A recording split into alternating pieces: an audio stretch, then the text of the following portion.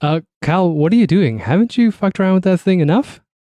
I'm trying to install this language protocol into this thing, but dummy old me remembers that I don't speak any other languages, so I have no idea what this machine is saying anymore. I feel that way the entire time we've been in this room. Do you speak any other languages? Hardly English. Does that count? Yeah, I've got mostly a first language. Fine. Yeah. Okay, let's try a few of these options. Let's see. Per favor, smetila di toccami. How about this one? Migas vinspectiti in filmen di Shatner. Or maybe this one. Mi sento bonita. Okay, lindo mi sento bonita. Ingenious y brilliant. That's the money one right there. In his own garage, Kyle has built a machine, cobbled together with parts found in his friend's church basement and a dumpster behind the local Dairy Queen. This monstrosity is now alive and evil. Kyle has convinced his friend Dave to help stop the apocalypse by reviewing films the machine picks. The ultimate purpose is still unknown, and Kyle could have probably done this himself, but he's not being dragged to hell alone. This is Kyle and Dave versus the machine.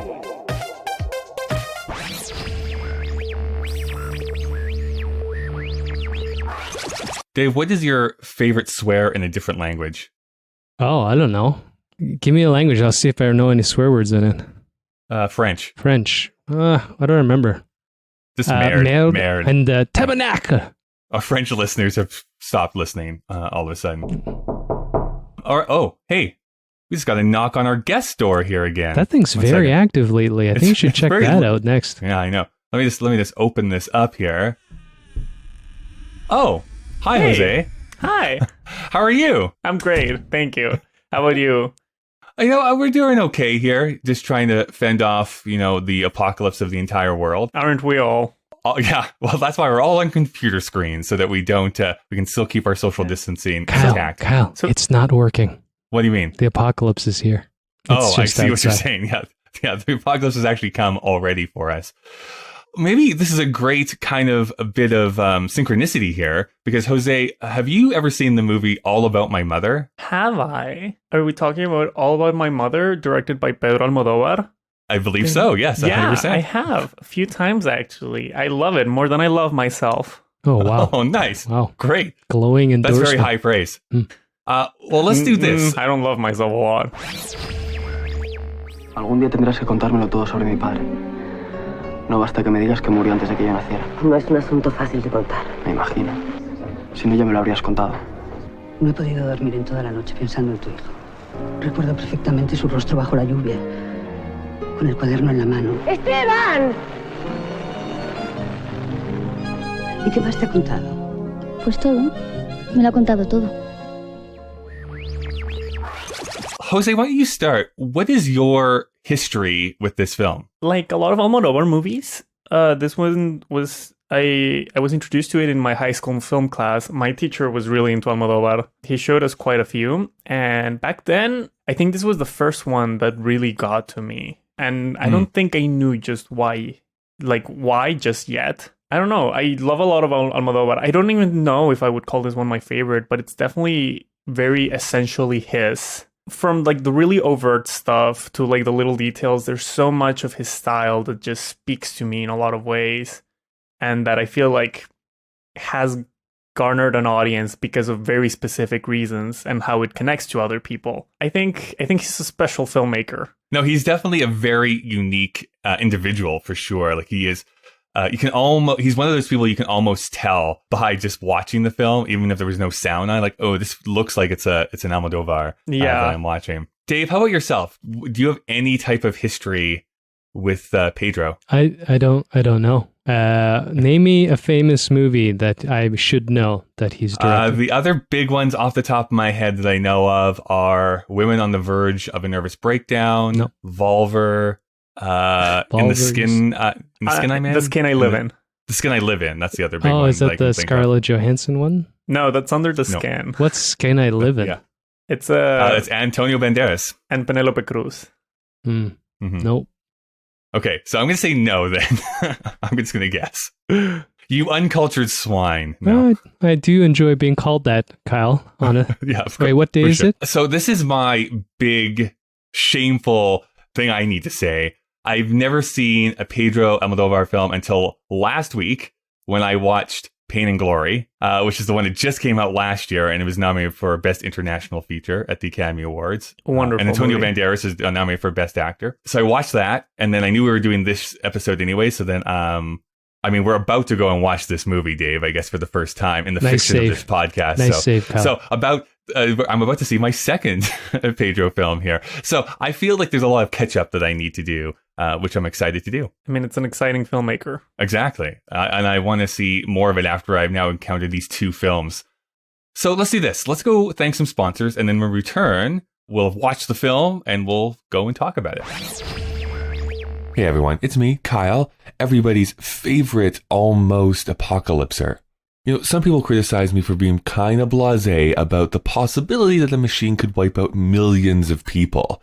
But I'm just like your favorite doctor on television. I mean, it's only 1 million people. That's just the cost of business. It's not like it's the economy that's at risk.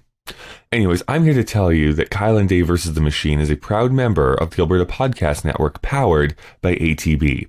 The Alberta Podcast Network promotes and supports Alberta-made podcasts and connects their audiences with Alberta-based businesses and organizations.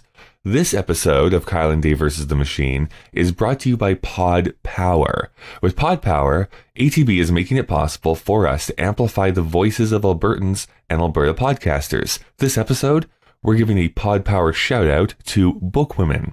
Bookwomen is a podcast about editing, publishing, and writing Indigenous stories. Hosts Tanya Bell, Sheila Larocque, and Kayla Larson are 3 Métis librarians representing nations from across the homeland. Now they have banded together to chat books, culture, and anything else that comes up. Bookwoman has recently been added to Cowboy and Indians podcast incubator program for emerging voices that contribute positively to the Indigenous podcasting space. You can find out more at bookwomenpodcast.ca. This week, Creative Block is also brought to you by the Alberta Podcast Network. So let's hear from one of the great shows. Have you ever watched a movie and there was an actor in it that was all wrong for the part they were playing? Have you ever wanted to imagine someone else in the role? Never fear. That's precisely why repodcasting exists. Listen as co-hosts and cousins Janet and Lucia recast their favorite and not-so-favorite movies with their dream cast. They also take a moment each episode to imagine which role in the film should have been given to Tony Danza, because, let's face it, Tony Danza would make every movie better. Repodcasting is a proud member of the Alberta Podcast Network, powered by ATB. You can find repodcasting wherever you listen to podcasts or at albertapodcastnetwork.com. Happy listening. Okay, well, Dave, you got to read a movie, which was fun. I actually watch all my movies in subtitles. You know what? Interestingly enough, I like to turn subtitles on even on English stuff sometimes. Well, I used to be very opinionated against it, but then after falling in love with my wife, Helen Yan, KonMari specialist, shout out. She is from Taiwan, so she grew up, she had to watch all movies with English subtitles, and so I, by defact, have to as well. So also, your son has to go to bed very early sometimes. Oh, we don't. Yeah, the volume's up. We're quite brutal parents that way. Actually, Jose, I have a question for you. Like, does it matter to you if there's subtitles in films? I know there's some people out there that are very anti-subtitles, but I don't know if it doesn't really matter to me very much. I need subtitles a lot of the time. I grew up watching things with subtitles, English as a second language. I'm just so used to them. It's even if I'm watching stuff in Spanish with subtitles, because I'm watching it with other people, I find myself reading them just subconsciously. I like subtitles. I can't watch a British movie without subtitles. I don't know what they're saying. We'll talk about whether we can watch British movies at all. That's a theme so far this year, isn't it, Kyle? Well, yeah, we've not liked the 2 British films we've seen, but I will do the same thing. There is a few that I have to do the same thing because their regional accent is so thick that I literally have no idea what they're saying. Oh yeah, even though they're speaking English, so I'm like, I don't know what you're saying. It's a lot. Like, I watched Darkest Hour in theaters, and I was like, I have no idea what this guy is saying. It's just something about storing beaches. That's about all you need to know. Yeah. So I'm going to have to make this blanket apology here at the very beginning because I'm about to massacre the Spanish language as we go through this. It's not going to be pretty. Good thing we have an advisor. That's right. So we are talking about All About My Mother, or Todo Sobre Mi Madre, which was released April 16th, 1999 is when it was released in Spain, and then later November 24th, 1999 in North America. The only other major release was Life, starring Eddie Murphy and Martin Lawrence, written by Robert Ramsey and Matthew Stone, directed by Ted Demme. Either of you seen the movie Life starring Eddie Murphy? I have not either. I've seen the... what's that? Do you want to know what's creepy about the algorithm, Kyle? What's that? That thing pops up on my Netflix now. And I think Which it's one? Life. Does it really? Yeah. I think it's go and because watch it. you've Report back to me. What's it like? I don't know. You've brought it up so many times in casual conversation. The machine is listening. I didn't watch it. Dave, todas sabemos que necesitas una vida. I haven't watched a Martin Lawrence or an Eddie Murphy movie in many years, and Life Right. keeps popping up. Well, you have Bad Boys 3 to look forward to, Dave. It's creepy. Currently, it is rated 7.8 on IMDb, which I feel is a little bit low. Spoiler alert on my opinion of the movie. 87 is on Metacritic, and then on Rotten Tomatoes, 98% by critics and 93% by the users of Rotten Tomatoes. So pretty high favorability. It is available on DVD or Blu-ray. You can buy or rent it on iTunes. Side note, not that I would know this because the machine gave us this movie to watch. The correct copy. But if you try to rent this on iTunes in Canada, you might only get a French subtitled version, weirdly enough. Not that I've now not wasted, but I've spent $10 on movies this week. Yeah, it would be like we both did, Kyle. Yeah, how annoying would that be? How would that? It would be very annoying if we lived in that alternate reality. Hashtag you can also bitter. rent via YouTube or Google Play Movies. The budget was not available as of this writing because we could not figure out the budget of this movie. But its opening in North America, I want to be very specific, was $50,000, but that was in 4 theaters. It opened very small and then advanced. It did incredibly well, though. Domestically, meaning North America, it made $8 million. Internationally, $59, which is a total of $68 million. But with inflation, that's $105 million that this movie made. So pretty good, I would say, return on what I'm assuming. I would be surprised if this movie costs more than $20 million to make, but that's just my guess. Its plot description from IMDb is young Esteban wants to become a writer and also to discover...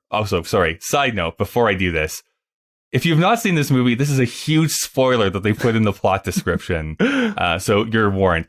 So young Esteban wants to become a writer and also discover the identity of his second mother, a trans woman carefully concealed by his mother Manuela.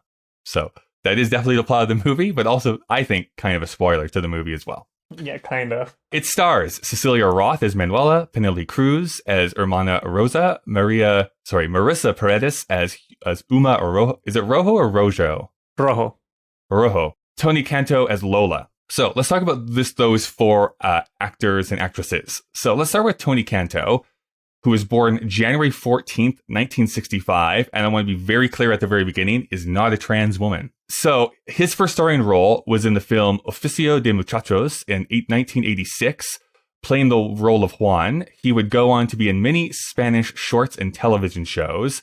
One of the more high-profile films was Your Name Poisons My Dreams, which was somewhat successful internationally. Certainly this film that we're talking about helped with his resume, but in the early 2000s, he would return to Spanish television to be on a few shows, most notably Seven Vidas, where he appeared in 62 episodes. It was a Spanish sitcom. The last major film he was in was called The Last Match in 2013. You've probably not seen a lot of him in recent years, although he still does act occasionally because of his political aspirations. He was part of the UPYD party, which stands for Union, Progress, and Democracy Party, which he won a seat for in 2011 in the Valencia province.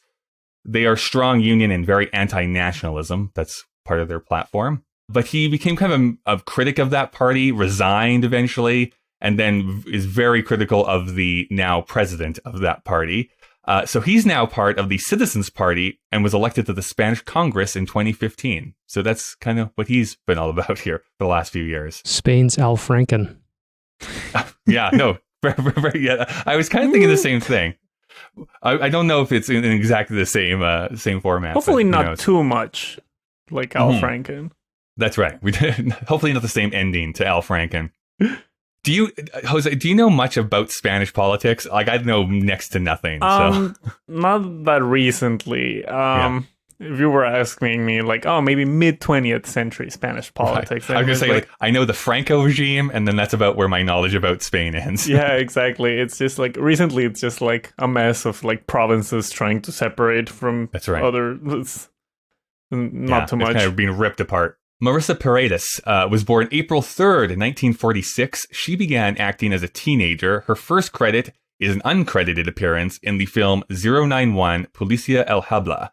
But she would go on to be in such things as Cradle Song, Life Goes On, El Perro, and Their Golden Years. Plus, as seems to be a recurring theme on this show, a lot of television roles for a good portion of her career. She would begin working with Almodovar in the 1980s. Their first pairing was in a movie called Dark Habit, whose plot description is a nightclub singer seeks refuge with gay nuns on dope in a Madrid convent. Yes, please. I want to see that movie so bad after that plot description. Cinema. By this time, she was being recognized as one of Spain's great actresses. In 1992, she won numerous awards as lead actress in the film High Heels, another Almodovar film.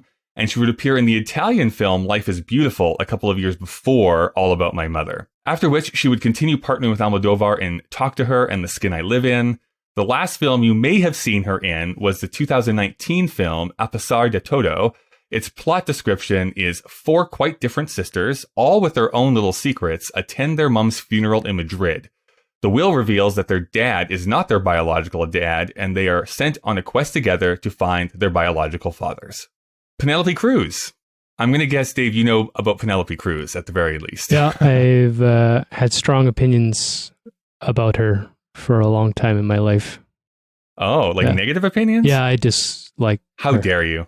Yeah. How dare you? Why? Yeah. What did she do to you? Personally, I was just on the street here the other day and... she spit at me. Yeah, she would actually, probably. I don't know, I think that, she blew up in America with the Tom Cruise Scientology connection. And I don't know, until I saw her in a movie where she was actually speaking Spanish, I never caught on to her as an English-speaking sort of actress here. It's kind of like how I think of, what's his name? Colin, one of the Collins, the Irish one.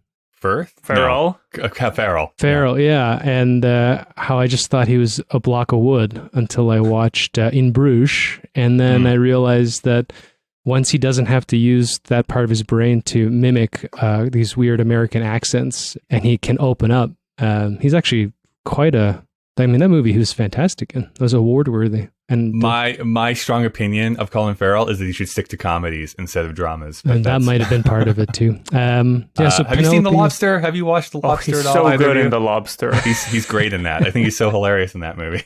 All right. Well, Penelope Cruz was born April 28th, 1974. So happy birthday to her coming up here pretty quickly. Her first role was in the 1992 film Jaman Jaman in the role of Sylvia. This is also where she would marry her eventual husband, Javier Bardem, because he was also in that movie. She began acting in Spanish cinema, but very quickly was able to get roles in English films. She had an uncredited appearance in The High-Low Country, released also in 1999. So she was beginning to go into English films even in this year. Her appearance in this film, though, helped break her out. She would be, in the next few years, All the Pretty Horses, Blow, Captain Corelli's Mandolin, and Vanilla Sky. I am probably one of 5 people who likes the movie Vanilla Sky. This also, by the way, is probably where she started her romance with Tom Cruise. Different spelling of the last name, of course, but... As far as we know. Weird 3 years, wasn't it, when they were dating? Oh, yeah. What a weird couple. She's continued to be a working actor, going back and forth between Spanish and English films. Most recently, she was in another Almodovar film called Pain and Glory, which starred Antonio Banderas. And as I said before here, that film was nominated for Best International Feature. Banderas was nominated for Best Actor. But, Parasite was too big of a juggernaut this year for anything to kind of break through. The next possible thing you'll see her in is a film called 355. Described as a spy thriller movie with a diverse female cast playing international agents. That's what that movie's about. Nope. Also, Cruz owns a clothing store in Madrid and designs jewelry and handbags with her younger sister for a company in Japan. So, fun little fact. Random. By Penelope Cruz. Cecilia Roth was born August 8th, 1956. Her first acting role was in the Argentinian film, and this is going to be, I'm so sorry, No Tocas a la Niña. She would soon after flee Argentina because of a military dictatorship, kind of, like you do. Once in Spain, she appeared in The Green Meadows. That's actually referenced in the movie. Yeah. Oh, that's right. Yeah, they talk about her fleeing. She mentions that. Kyle, how could you forget that? We just watched it in front of the machine. That's true. Come on, man. I mean, that's actually also a staple of Almodovar films, where he brings in a lot of stuff from like his own life and his actresses' lives into the actual writing of the films. So yeah, she was in The Green Meadows and to great acclaim, and then a film called Rage. She also appeared in many Almodovar films, being dubbed an Almodovar girl. She's also been the muse of Fito Páez, a popular Argentinian musician and film director. They were married for a while, but divorced in the early 2000s. In recent years, she has been in many soap operas and TV shows. You'll be able to see her in The Intruder, a German film described as a young woman who, after a traumatic episode during a trip with her partner, begins to confuse herself between the real and the imaginary. That's what that movie is going to be about. But in German, so it'll be fun. Written and directed by Pedro Almodovar. He was born September 25th, 1949. Speaking of dictatorships, Almodovar came into prominence after the fall of the Franco regime in Spain. He began making films in 1980, but it would be Women on the Verge of a Nervous Breakdown that he gained international acclaim. Straight from Wikipedia, his films are marked by his employment of certain actors and creative personnel, complex narratives, melodrama, pop culture, popular songs, irreverent humor, strong colors, and glossy decor. So that's kind of his thing. It's like a check, check. Major themes are desire, passion, family, and identity. Often he is celebrated as a champion for women in film, as well as breaking the door open for more Spanish cinema to be enjoyed worldwide. He is gay and has been with his boyfriend since 2002. That is photographer Fernando Iglesias. They live in separate houses in Madrid, which, to be honest, is kind of my dream. How healthy. Yeah. Just have even if it was at the end of the block, and then you could just visit each other. It'd be great. Jose, I think I've seen Kyle smile more in social isolation than I have in person. He's really enjoying the separate house thing. That's right. I can instantly be home when I'm done talking with you, David. Let's go to our guest here first. Jose, just as a general overview, what are your feelings about this film? I think that just like with any Almodovar movie, my connection to it is always on sort of like the passion for identity that you see in the movies, because his movies are not like, which is something that you see a lot in like a lot of Hollywood movies, is like this action thriller, but starring a woman, or like, oh, it's this romance, but it's gay. No, it's all about, the movie is not like itself in spite of. It's like, it just is. It's just like, no, this is literally just a story about women, and we don't need women or gay people or anything else that are the subject of this to be anything other than what they are, shamelessly. And I just think on just a superficial level, I feel like that's already just very bold. It's especially because it's not like that's a recent thing. He's just been doing that since the 80s. Yeah, and I have to agree with that, where at least in the couple of films that I have now seen from him, that there are like these very different types of characters and people and sexualities and genders that are just in the films. It doesn't feel like they're calling attention to it necessarily. It's just like, this is what this world is. This world is populated by these people, so why don't we just tell their stories at the same time? There's no need to justify it. It just, it is what it is. It's just very bold, and it's something that you don't see a lot. And just going a little bit beyond that, All About My Mother, specifically about like, well, it's about many things, but one of the most prominent things is that it's about our connection to like the people who make part of our lives. You know, and it's like the people who influence our lives and who help us become who we are, even if we don't even know them or like met them, which is very clear in like the main character. I think it's just it's like a filmmaker doing like a love letter to the people who made him and removing himself from the picture, kind of like literally. And I just found that very intriguing, even from the first time that I watched it, that I didn't quite get it. I was like, there's something here. and I'm not sure I'm ready to figure it out.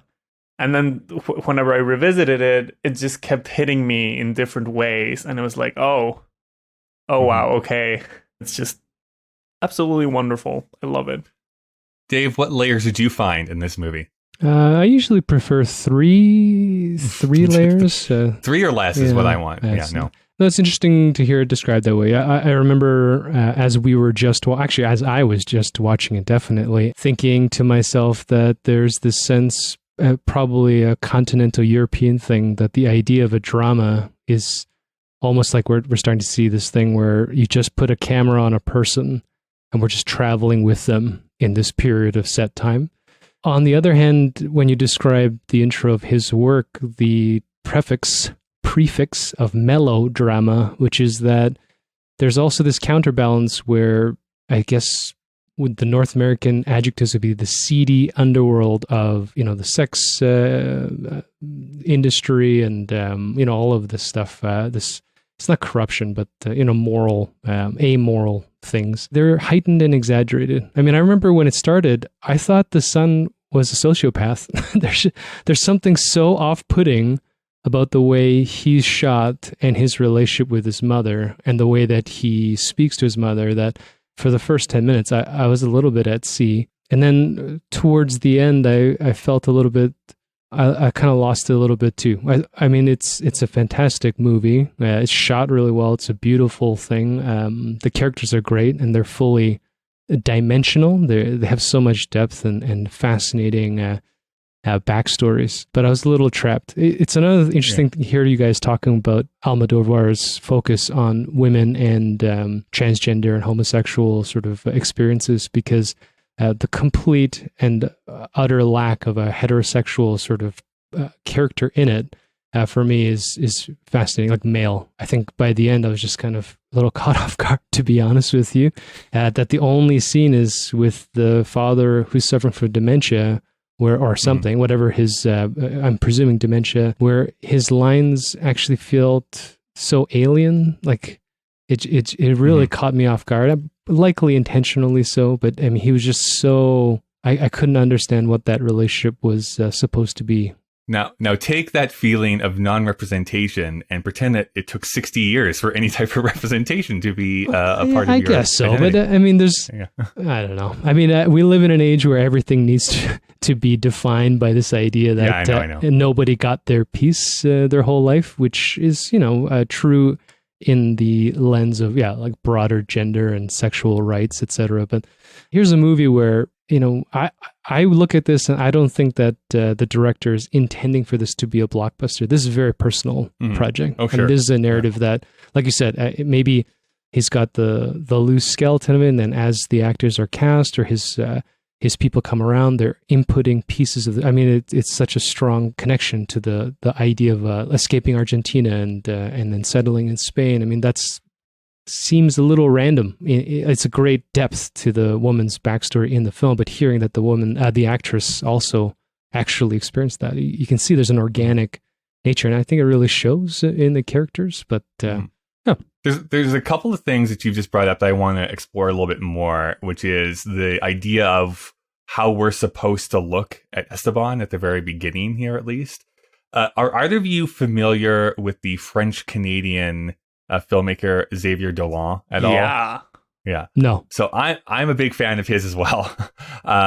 Also he was like this big wonder kid. Like he was starting to make films like 16 years old. He went to Cannes at 19 with a directorial debut. It's in which he acted and wrote, and it's just like insane. He's made some of my favorite Canadian films specifically. I think he's great. But and I Killed My Mother is one of my favorite. Yes. I mean, I Killed My Mother, which is one of his earlier films.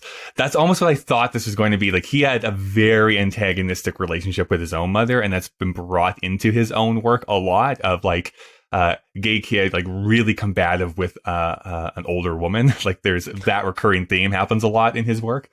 And so I honestly thought that was where this was going, because this is my own bias. Like that's what I read the Esteban character as, was like a gay teen. I don't know if that's ever actually said explicitly in the film, if he was or not. I don't think it's he's really obsessed with Tennessee Williams. I think he's gay. Right, yeah. Truman Capote. Either way, yeah. And Truman Capote and Garcia Lorca. It's like, all gay writers. I'm sorry, right? This kid is gay. Yeah. So that was my interpretation for sure.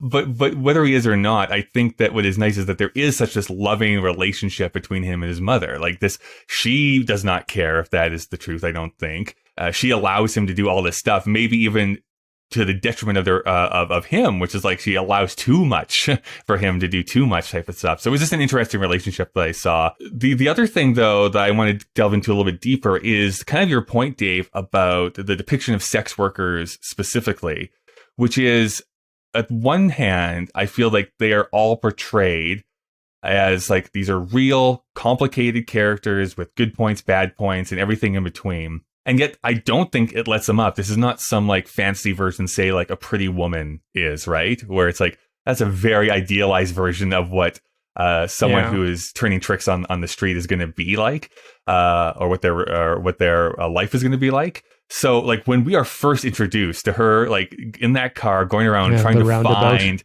That could have been shot in Calgary. There's so many roundabouts here. Well, so many roundabouts, yeah. But a scene that I was like super uncomfortable with, like the almost murder, like in front of our eyes, that they kind of just hit him in the head with a rock and he walks off, which I think is kind of there for a bit of laughs, but at the same time, like this is really like in your face. They're not pulling punches here as far as what this reality of these people are. It's not a safe or like a great life that you're living in. And I think that scene is very deliberate in that stories about like trans women and trans sex workers, is a lot of the stories always revolve around like violence against them, either that or shaming them. And I think that there's just something very quietly subversive about her introduction being that and then being abandoned. It's like you said, is like, oh, he's hit and then he just walks away.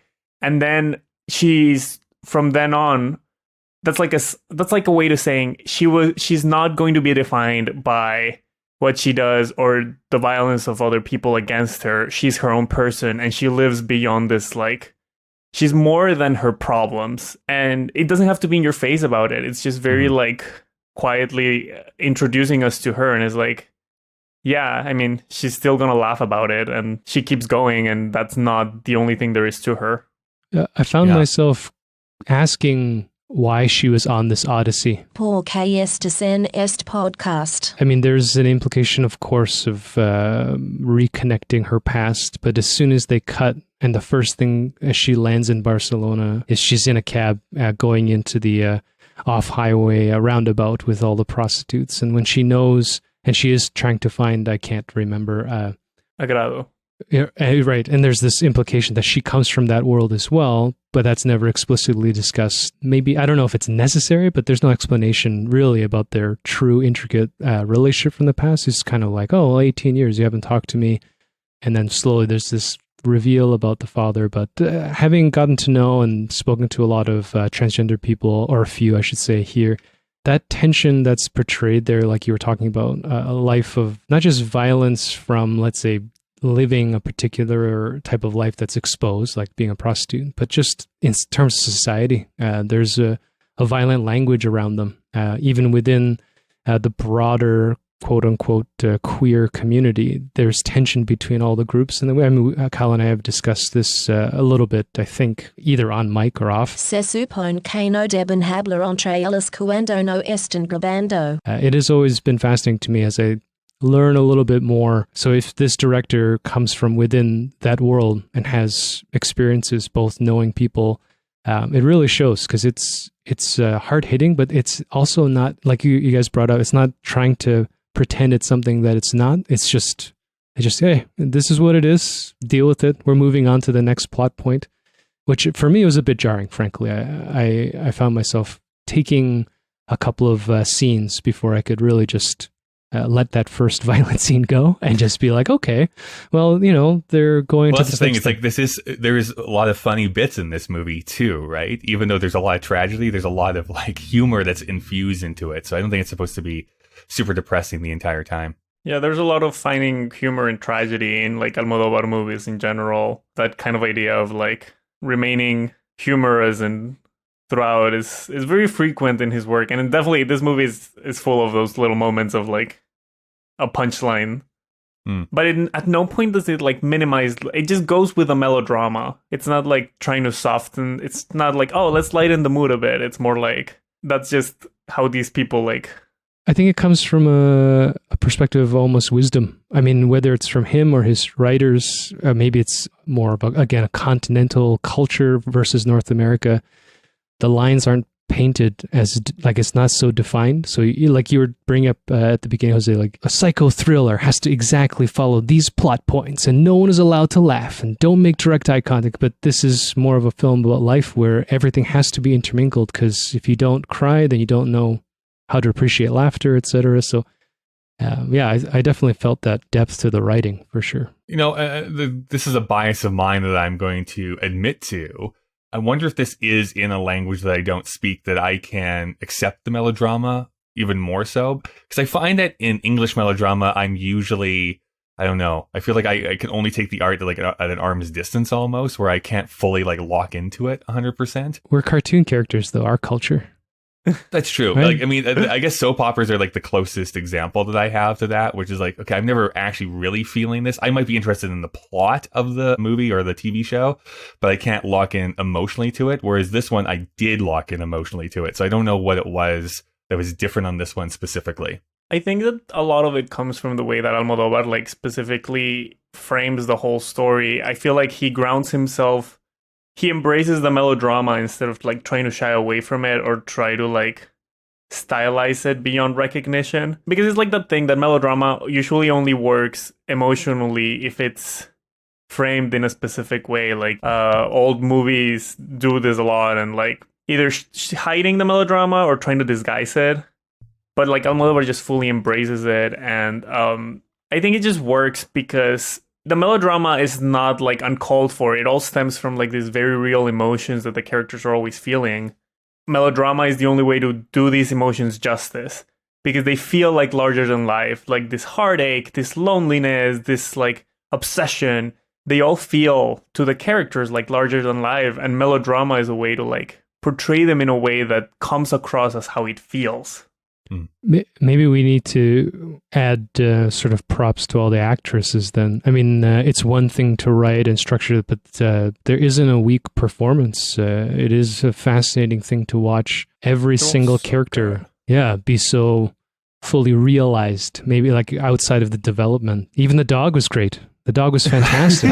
I think that there's the scene where all of them are in the apartment together, like all the women. Yeah. And it's just such a beautiful scene because it's just them just like laughing around and like at dirty things. It's just like... And it begins with such tension too, because there's the reveal and you think, as in my North American culture mind, that there's going to be a fight, right? Because it's just like, you've been fucking lying to me and, take your goddamn money, except they become friends, right? Exactly. It's fascinating. And it just feels so human because all of the actresses inhabit their characters so well. It's just, it all feels so organic and so natural because they're fully embracing like the craziness, quote unquote, of the whole scenario. And I think it's just wonderful to look at. It's just great acting always. I want to zero in on one performance in particular, just because I find it fascinating that they even included this storyline into it, which is the Penelope Cruz character specifically. Oh, yeah. Because here is a nun who has a relationship with a transgender woman and ends up in having a baby. And then, spoiler alert, dies at the end. Like, this is a very tragic story. And yet, again, she is filled with so much beauty and grace and the entire thing. Like, this is not like a tragedy the entire way. Like, that is a shock at the end when she does not survive childbirth. How do you interpret this character, Jose? I think that it all comes from like the very beginning. It's all in the very beginning, the streetcar named Desired, and the line that I've always depended on the kindness of strangers. And that line keeps coming back throughout the movie, like a bit of a motif. And I think that she's like the ultimate representation. She's selfless and she's kind to Manuela. Mm-hmm. She's kind to her from the get-go, and she just has a lot of empathy for who she thinks is a sex worker. I feel like throughout the whole movie, her character is just grounded in that kind of kindness, helping others, and even if she's just sick at home without being able to do anything, she's very empathetic with Uma when she shows up, and that's such an interesting way to ground a character. And Penelope Cruz is wonderful in it. She taps into this very humane, like, not to overuse kindness, but like that's just who she is, and it's just so interesting because, like you said, it's so tragic, and yet she always remains positive, but not in like a she fought till the very end kind of way. It's more like at no point did she stop caring about others despite her own condition. Like, we develop ourselves as people out of the kindness of strangers. Have either of you seen Streetcar Named Desire or read Streetcar Named Desire at all? A while back. Long time Okay. ago. Yeah. I only bring that up because I agree with everything you say, Jose. That's like the last line of Streetcar Named Desire, basically. I always abandon the kindness of strangers, which is a very tragic line because it's said by a character who has never had kindness shown to her, like constantly does not have kindness. She wants there to be kindness in the life. And this one is like the ultimate version of like, man, wouldn't it be great if we could live in a society where we depended on the kindness of strangers? Like, it's almost this inversion of what Streetcar is even about. I don't know. I'll jump in and ask this question. I mean, when I'm watching particularly Penelope Cruz's nun character, but reflecting on the whole thing, you guys are seeing a narrative of almost a heroism, and I think it's the opposite. I think they all suffer for the decisions that they're making. You know, recently with all of the, personal work, I came across this concept of sort of poisonous people pleasing, when you put the needs of others before yourself and your loved ones. And you see that throughout this film. I mean, all of these people, even in their moments of compassion, empathy, are destroying their own lives, everybody around them. There are, of course, these moments of like happiness and brevity and friendship, companionship and beauty, but they all come to tragic ends. I mean, there isn't a single one of them that walks out, I think. I mean, I'm just a dour, cynical, awful human being, but... well, yes, but also... I walk out thinking... that I've witnessed something that's moving and beautiful, but in its tragedy. I mean, Penelope Cruz, I looked at as written as this ultra naive, I think intentionally compared to her father who has dementia.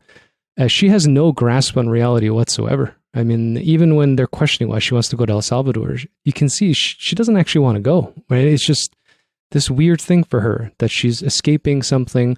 And then when you enter her house, she comes from wealth, and, it looks like her family is in this palatial apartment estate with these huge ceilings. Her mother looks like a fine art, something. So there, for me, I'm watching it and I'm thinking like, here's this spoiled, naive, young woman, even to the point where she falls allegedly in love with a transvestite prostitute who turns out, again, a spoiler alert, to be HIV positive, who is known to her to be a depraved person who breaks things and runs and steals and all these things. And somehow she still conceives a child. I mean, that's not even explained. The love story is not even explained because it's not important anymore. She's already done the deed. So maybe it's my lifelong attention with Penelope Cruz, but I'm watching and I'm like, come on, like, get a grip, like how many more mistakes do you have to make that everybody, like, she tries to, 5-year-old guilt trip Manuela into getting her to move into her apartment, just be like giving her sad face and puppy dog eyes. It's crazy. Well, I wonder if there's a bit of both going on here, which is like, do you think that ultimately what this movie says to you is like, don't try and help people, or is it help people but in a proper way? Like, what do you think ultimately the movie is trying to say about these friendships? For me, I think it's a North American idea that a movie is trying to tell you to do something. And I think for me, when I'm walking away from this, like the sense of what a drama ought to be, is I didn't really get a sense that the director or the script or the movie is trying to tell me that there's a right or wrong way to live my life. I think it was more just, these are a series of events that happen to these exceptional people, none of whom I can actually understand from my own perspective. So I didn't leave it thinking like anybody had done anything specifically wrong, that there's no specific villain. I mean, they even do the redemption of the father character at the end, which I'm actually not upset by. If I actually bought into either a black and white sort of approach to this, I might have been offended by that. This idea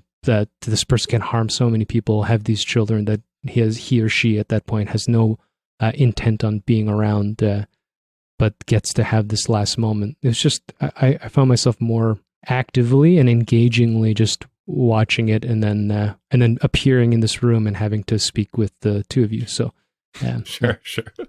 I think there is some truth to the fact that the movie is not necessarily asking you to do anything about it. Oh, you should be kind to other people too. Because I think, and the last, the dedication of the movie, I think, is a hint to this, is that it's more like a thank you than like an instruction. Because it's to Betty Davis, Jenna Rollins, Romy Schneider, to all the actresses who played actresses, to all women who act, to all men who act and become women, to all the people who went to be mothers, to my mother. I think that just speaks to like the nature of the movie itself. A love letter not only to the aforementioned kindness, but it's also to like his inspiration. Like, I mean, again, he's thanking Jenna Rollins and Betty Davis, and it's like this whole idea of like this man who was shaped by art, specifically by women in art. It's like this idea of thanking these larger than life melodramatic figures who left an impact on him, and he sees this as kindness. And then there's some naivete to that, like you said, that of like seeing this art, which in like a larger context is just the product of an American movie studio. But seeing this art that showed kindness to him at some point. Going back to the thing, I do think that she's naive, and I think that that's not... I don't think the movie sees that as either good or bad. It's not asking us, like you said, to do anything about it, and it's instead just encouraging kindness, not in our everyday lives necessarily, but to the characters that we're seeing. And it's like you said, that like even Esteban's like parent, Lola, she gets her redemption at the end. I think that's very just important. It's like, yeah, she did these bad things, but she's not a monster. She's a person. And we at least owe her the kindness of seeing her as such. And she's like a nun who helps sex workers. There might be a commentary in Catholicism there too. Yeah, and I think it's very interesting that she's a Catholic nun in Spain who's just so caring about these people, you know? And it's like, and she's so non-judgmental about it, that just speaks to her own kindness towards other people despite the system that she's a part of. Or her mother. Or her mother, yeah. But well, to feed off of that, so at least the English translation of this movie is called All About My Mother. What mother are they talking about in that title? Is that the Manuela character we follow for some of the movie, or is that the ultimate revelation of the other mother in that relationship who is actually the father? Like, who is the All About My Mother in this case? I think that it's interesting that, first of all, the title is a reference to All About Eve. Right. And it's in first person, even though the only character, well, I mean, there's Penelope Cruz's, but like her mother is not that important. The only character... Oh, snap. The only character who actually has like a mother who's present is the character who dies within 5 minutes. So I think it's the mother. I mean, the easy way to say this is, it's Almodovar's mother. It's an homage to his own mother. He says it himself in the end. But I think that he widens the definition of mother to mean all of the women who had an impact in his life. And they're all represented in different ways. There's the old classical actress, and there is the caring nun, and then there is like, because also Catholicism, and you saw that in Pain and Glory, is also like a frequent in Almodovar. And it's never evil, like in a lot of queer filmmakers. It's definitely like just like a presence, both positive and negative in his life. All of these characters, again, like classical actress, the caring mother, the selfless nun, they're all these representations of mothers, or women who want to be mothers, or women who act like they're mothers. Like literally, Manuela acts her way into being a mother again. I think that's the titular role, the titular mother. It's pun like intended. Yeah, I gotta throw in a pun intended there. Oh, I think it's just interesting that there's like more than one. It's like the title is singular, but like there's more than one. I think, Dave, do you have anything to add on to that? Yeah, I agree with you. I think I would frame it as the role that's expected or people play as a mother. And hearing you explain it character by character, Jose, I think it became clear to me that maybe there's an intent for each of the roles to represent different definitions that either he himself or I don't know if is he the single credited writer of the film as well? Yeah, okay. He wrote and directed. So that he himself experienced, wished for, heard about, that the women in the film brought to him. But as I was sort of downplaying the concept of the naive and foolish nun, I mean, that is a way that women may see themselves when they become mothers. The sacrificial lamb in the Catholic vernacular, I suppose, or Abrahamic anyways, to go out and nothing that happens to me, I'll die, even giving childbirth, as long as this thing, as long as everybody else is safe.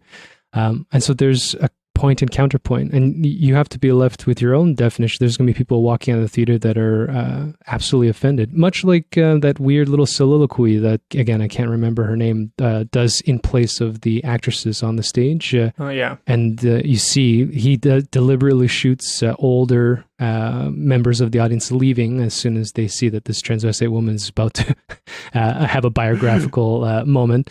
But I think there's a reflection there too, where it's, he's not looking for you to agree or disagree. I think all about my mother's, maybe we're reading too much into it, but I suspect something along those lines. That's just about not just motherhood, because it's not a maternal movie, but I think it's about the psychological aspect of the roles that we play. I mean, we do it too. I have a kid, and who I am as Dave the dad, Dave the friend, Dave the husband, Dave for himself, Dave who podcasts. That's not a real Dave. They're all different.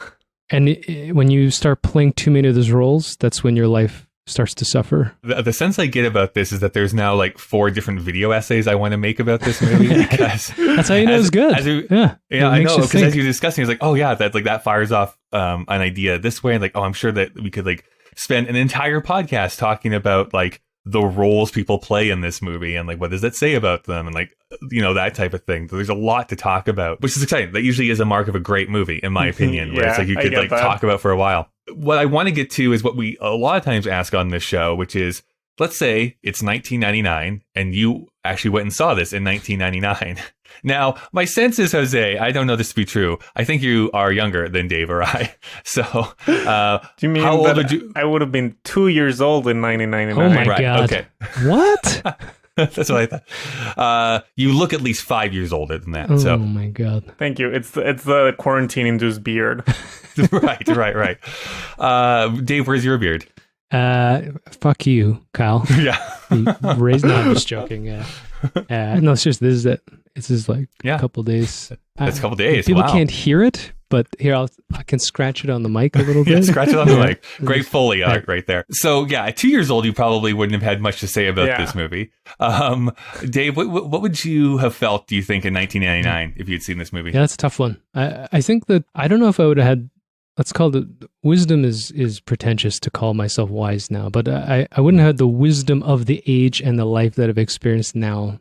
So it's hard for me to know that I would have seen, like in this conversation, the broader stroke, the wide angle of this as maybe social commentary, and I might have gotten trapped up too much in the drama itself. Culturally speaking, 99, at least the way I'm looking at it, again, as a Toronto-raised kid, I'm 20, whatever. What did we just 22 maybe? And looking at the world, and something like this pops up on the radar as a European film. Number one, the type of people that would have access to is a very small community. This is not a movie that, you'd go to a Cineplex Odeon and pay $25 for D-box seats. So already the broad culture could not, I don't think. By the way, this in Rumble seats, though, is like chef's kiss. It's amazing. With the new shit with the aromatherapy stuff. That's right, the aroma. Like they're in the roundabout and you can smell the sex. No, you smell it, yeah. I think it would have been, a fantastic thing for the, let's call it the intellectual movie viewers. They would have eaten this shit up. But I think for the broad stroke, I don't think North America is prepared for a movie like this. It almost comes off cold, you know, because there's no moralization and there's no finger pointing and there's no blame. I don't know if 1999 would have That being said, I mean, not to be like super congratulatory of them, because they always like to do like one step forward, three steps back. But the Oscars did give this Best International Feature that year when it came out. Like it won. All right. So they at least got that right. I disowned the Oscars well before Penelope Cruz. So yeah. True enough. This is a weird, I don't know, comparison to make because they're very different movies. But so last night I rewatched the movie The Birdcage, which I'm a big fan of. And I remember watching that as like a 12-year-old and being like, ooh, this is like this illicit, like naughty movie that it's like they're talking about gay people and they're not making fun of them necessarily. Like they're just like regular people. I feel like this because I would have been 15 when this movie came out.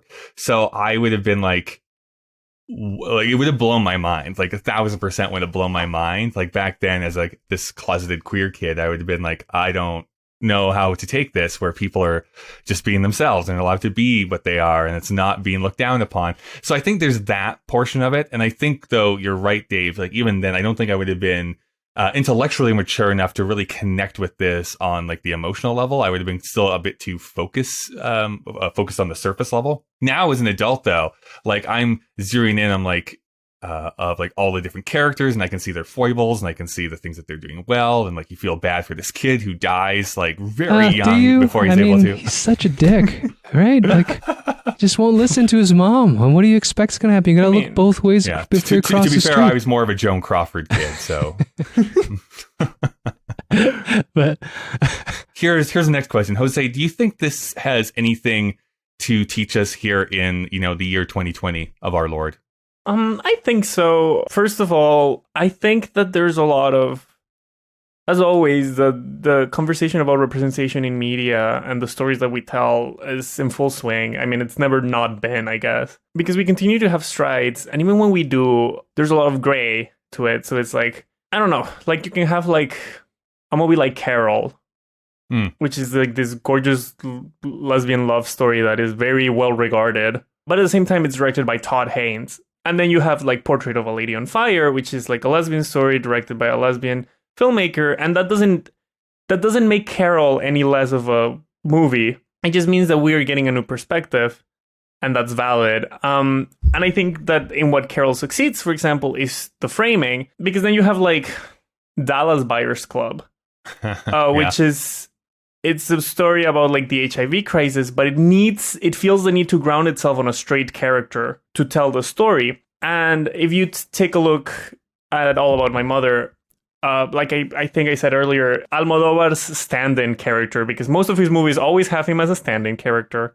Antonio Banderas in Pain and Glory is very obvious. And his stand-in character, like this like gay teenage writer, he literally removes himself from the narrative in the first 5 minutes. He literally kills himself in the narrative and allows the women in his life to take center stage. Obviously, it's important for women to be able to tell women's stories and like queer people to be able to tell queer stories. But that doesn't mean that if like this man wants to make a movie about the women in his life, which for example, it's like Mike Mills's 20th Century Women, which is also a note to the women in his life. I think that it's always very important the way that we frame it. I think that this movie is just a wonderful example of that because his character literally dies pursuing an autograph by the actress he loves. We ourselves tell stories. How do we remove ourselves from them? How do we make them come across as not like self-aggrandizing? How do we tell stories about the things we love without making ourselves the center of it? That's something that Dave and I have actually discussed here a couple of times, I know, on this podcast, is re-looking at some movies from 1999 in a 2020 context where like, oh, you know what the issue with this movie is? It's not the person they're focusing on. It's not actually their story to tell. It would actually be better if we could actually get this from a different perspective because there's some sort of good points in here. It just doesn't hold up after, 20 some years. Yeah. I mean, Boys Don't Cry came out in 1999, and I think that's an interesting example of that. Yeah, we might be able to talk about that. I don't know. Who knows what the machine is going to tell us to watch next, right? Nosotros hemos terminado aquí. Oh, by the way, the machine is telling us to wrap up here. Okay. So, well, thank you so much, Jose, for dropping by. But we have a few other things here. Now, this is not me saying this. This is the machine saying this. Fucking machine. I want you to tell me what you would rate this movie out of 5, but your rating doesn't matter. It only cares about Dave and I's ratings to form this master list we're making. But what would you give this movie out of 5? I mean, I'm a bit of a 5-star slut. Like, I'm like, oh, I love this movie, 5 stars. And it's just like, but that's okay. In all honesty and just being very genuine about my feelings for this movie, just 5 stars. It's just, I love it. It's beautiful. Great. And it made me cry so much when I just watched it again. Yeah, just moments ago. Dave, what rating are you a slut for? Typically 1. You don't like anything. Yeah. No, I don't know. I'm just trying to be objective here. I think I might go. Do we have 0.5s? We have 0.5. So you can do like a 5.5. No, I think I would. I might go with a 4 or 4.5. I'll go 4.5 maybe. I might go for a 4. I don't know. I'll go for a 4. Yeah, let's go for a 4. Can we go for a 4? Yeah, let's go for a 4. Well, okay. Go for a 4. That's good. Go for 4. Can I repeat that one more time? Go for 4. It'd be really annoying when you sync this if I just keep saying go for 4, and then you're trying to look at the waveforms, and I just keep saying go for 4. I personally did go for a 4.5 out of 5. I thought we were going to nail it once again, Dave, where we somehow get to the same rating every single time. What we do best, Kyle. We nail it. I feel I'm eventually going to be in Jose's camp, though. This is something that happens all the time with me, where I'm like, oh, I really like that, but I don't know if I'm ready to give it a 5. I'm not ready to commit to that 5, because I'm precious about my 5s. But if I see this like 2 or 3 more times, I'm probably going to eventually give it a full 5 is what I guess is going to happen. I'm just going to throw in, there's a biological concept about accepting flavors and tastes that runs the same way, that if you don't like the taste of a certain food and you repeat eating it several times, that you will adapt and acclimatize yourself to it. So just as fair warning, Kyle, if you watch anything, 5 or 6 times, there's a likelihood of softening on your numerical score. So I would just go hard. That's my motto. Right. Just if you're gonna hit it, just hit it really hard. I've lost the metaphor by this point. That's no idea what I'm talking about. Entering at our number 3 position, then, is All About My Mother. You can see our entire list if you go to our Letterboxd page, which is letterboxd.com/KDVSTM, which just so happens to be also all of our social media. And when I say all of our social media, I mean Twitter and Instagram, because that is it. That's all that we're on. Jose, because you are so kind to be with us here today, how could people find you on the internet if they wanted to follow what you're up to? Oh, well, I'm on Letterboxd and I write like very, very dumb reviews. If you're already in Letterboxd, I think it's Jose M. Luna, which is also my Twitter, where you can see me just, I don't know, handing out 5 stars all over the place. No, that's what Letterboxd is for. In Twitter, I just complain about my life and tweet about how much I love Lady Bird. Right. Well, there's something you do on Twitter that I really appreciate, is that oftentimes you will tweet out like quotes from something. Yeah. And I always feel so smart when I know where the quote is from. I'm like, I know where that's from. Yeah. I'm a quote person, and also just that is something that I do on Twitter, but it's mostly complaining and tweeting about how much I love Lady Bird. Let the record state that I love Lady Bird. I just like Greta Gerwig a lot, so that's par for the course. Let's do a couple of trivia things here. All right, let me just push this button here and grab this little receipt. All the authors mentioned in this movie are famously gay writers, which we found already mentioned, which is Truman Capote, Tennessee Williams, and Federico Garcia Lorca. Yeah, Garcia Lorca, yeah. Lorca. Okay. Nice, Kyle. Nice. So, you're getting used to that. I'm going to get that. Roll those R's here anytime now. And I mean, Bette Davis is also a bit of a gay icon too, just because queers like their strong women. Yeah, and there's the camp aspect of it. And what? Almodovar and camp? Welcome to the second part of the podcast. Yeah, really. The After Dark. the monologue that we mentioned that character giving, right, when the actresses can't go on stage. So that monologue was based on a real life event. It was when the electronic system of an Argentinian theater failed. The director suspended the show, and actress Lola Lola something, decided to give the news to the audience and make them an offer. If they'd stay, they could listen to the narration of her life, which I think is just a really fun thing for them to do. Okay, well, that about wraps it up here. Let's see what we're going to be reviewing next week, Dave. It looks like, we get to watch Election. A little bit of a comedy, I guess, to lighten the mood after our hard-hitting episodes the last couple of weeks. A change in tone. All right, well, I look forward to that. Can you teach me a swear word in another language, Dave? What's a naughty word you can give to me? Well, in Korean, shubar is kind of like fuck. Oh, are we now banned in South Korea? I don't think anyone's listening to us in South Korea. Oh, wow. What's another language? Scheiße in German. Scheiße. Everyone knows that one. I used to know one in Cantonese, but I don't remember them. I used to watch a lot of Cantonese movies. What about in Spanish, Jose? I don't know if I already mentioned that. I am Colombian, and Colombians are very creative with their insults. This one is not exclusively Colombian, but there's just something so elegant about just calling someone pendejo.